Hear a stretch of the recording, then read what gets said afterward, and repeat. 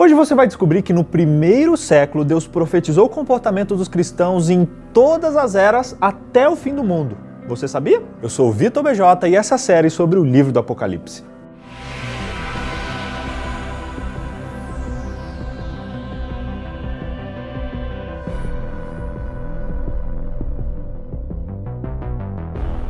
Assim como a Eleven tinha conflitos de identidade, a Bíblia conta sobre 7 igrejas, literais e proféticas, que se esqueciam facilmente de quem eles eram. Como a gente já viu, Jesus usou João em Patmos para escrever as suas cartas às 7 igrejas lá da Ásia. Na semana passada a gente viu que ele escreveu para a igreja de Éfeso e hoje a gente vai ver o que ele escreveu para as outras 6 igrejas. Why are you keeping this curiosity door locked? Pode deixar, vou pegar leve, gente. Só para você entender, cada igreja realmente existia e seu nome literal já traz um significado. O mais legal para mim é que, além da explicação literal, essas igrejas representam o povo de Deus ao longo da história. As características de cada igreja batem com as características do cristianismo em determinadas épocas do mundo. Ou seja, essas cartas têm uma aplicação literal e profética. Deus estava como que alertando a igreja de cada período, aonde eles falhariam e o que precisariam fazer para vencer e receber as promessas. E se você quiser que eu te envie o gráfico que eu mostrei agora, me manda seu e-mail aqui embaixo que eu envio para você, beleza? Sem mais delongas, eu acho que vocês estão ansiosos para conhecer mais sobre essas igrejas, tô certo?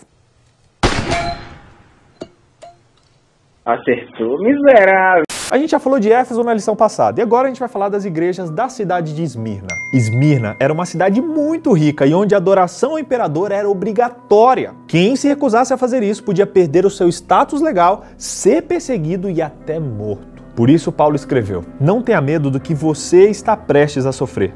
Vocês sofrerão perseguição durante 10 dias. Seja fiel até a morte e eu lhe darei a coroa da vida. Esse verso também se refere à perseguição que os cristãos sofreram logo no comecinho do cristianismo. Os 10 dias indicam 10 anos que a perseguição durou, promovida por um imperador chamado Diocleciano. A história comprova isso. Já Pérgamo era um centro de vários rituais pagãos, principalmente um ritual de cura, onde as pessoas prestavam cultos a uma cobra.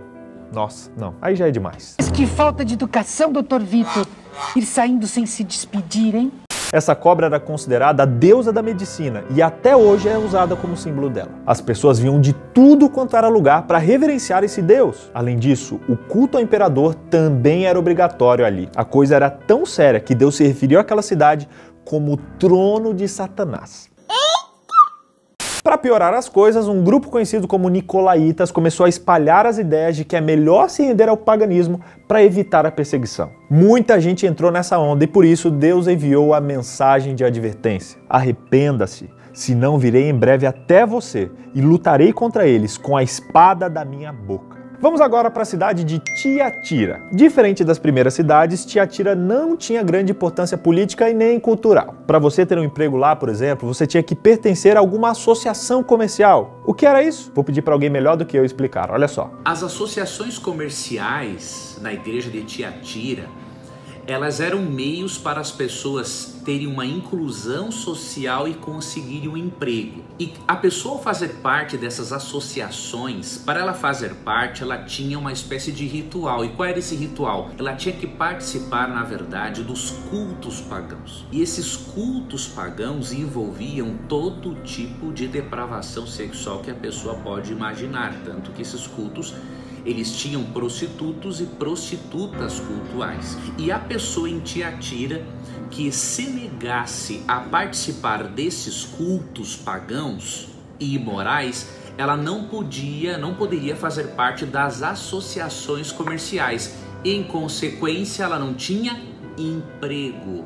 E por isso muitos cristãos naquela época tinham que escolher entre trabalhar e serem aceitos pela maioria ou não trabalharem e serem aceitos por Cristo. Ou seja, quem não participava das reuniões deles, que incluíam festivais com atividades imorais e rituais no templo, eram excluídos e recebiam altas restrições econômicas, como, por exemplo, a limitação do direito de compra. Muitos cristãos, por exemplo, abriram mão da verdade em nome do ganho financeiro. Nem preciso dizer para vocês que a igreja cristã teve um grande período onde o dinheiro era o mais importante que a fé, não é? She looks pretty. Vamos para Sardes. Sardes teve um passado muito glorioso, mas como diz o ditado, quem vive de passado é museu, e a glória da cidade passou e eles perderam todo o seu prestígio. Como a cidade ficava lá no alto de um monte, eles se achavam impenetráveis, inconquistáveis, e essa autoconfiança virou um grande problema. Apesar de terem alguns fiéis ali na cidade, a maioria deles estava espiritualmente morta. Essa igreja não foi acusada de apostasia, mas sim de sonolência espiritual. Profeticamente, esse período se refere à igreja cristã, anos depois da reforma de Martinho Lutero, que se acomodou com as vitórias conquistadas e parou de continuar crescendo. Próxima parada, Filadélfia. Qual é, Calton? Vamos pegar Filadélfia na primavera, lá tem gente em tudo que é lugar. Não é essa Filadélfia não, mas tudo bem. Filadélfia ficava numa estrada comercial, era um lugar onde as pessoas iam buscar saúde e cura. A mensagem para essa igreja se aplica profeticamente ao grande reavivamento do protestantismo que aconteceu lá na Grã-Bretanha e na América. Houve um crescimento intenso da obediência aos mandamentos de Deus e a uma vida pura. A porta aberta que esse verso menciona é a passagem para o santuário celestial, pois o santuário de Deus é mencionado ali. O fechar de uma porta e o abrir outra porta indicam a passagem de Jesus do santo para o santíssimo no ano de 1844, período final da profecia dessa igreja. Que coisa mais linda! A última igreja, Laodiceia. Laodiceia era muito rica e era muito famosa por produzir lã, por ter águas termais e também por ter uma escola de medicina que produzia um colírio famoso ali na região. Essa riqueza deixava os habitantes se achando e eram tão orgulhosos que quando um terremoto destruiu a cidade, eles se recusaram a receber ajuda de Roma e disseram que já tinham tudo o que precisavam ali para reconstruir a cidade. Laodiceia foi acusada de ser morna espiritualmente. Eles achavam que o dinheiro deles já lhe bastava em tudo. A igreja nessa cidade representa a nossa igreja nos dias de hoje. Jesus escreve Laodiceia como estando nua espiritualmente, precisando permanecer em Cristo para não passar vergonha no dia final. Jesus assegurou aos habitantes de Laodiceia que ele os amava, porém, eles deviam se arrepender. Por falar nisso, dá uma conferida nessa música do Jefferson Pilar, que resume bem essa igreja. Trocaram o evangelho pelo entretenimento.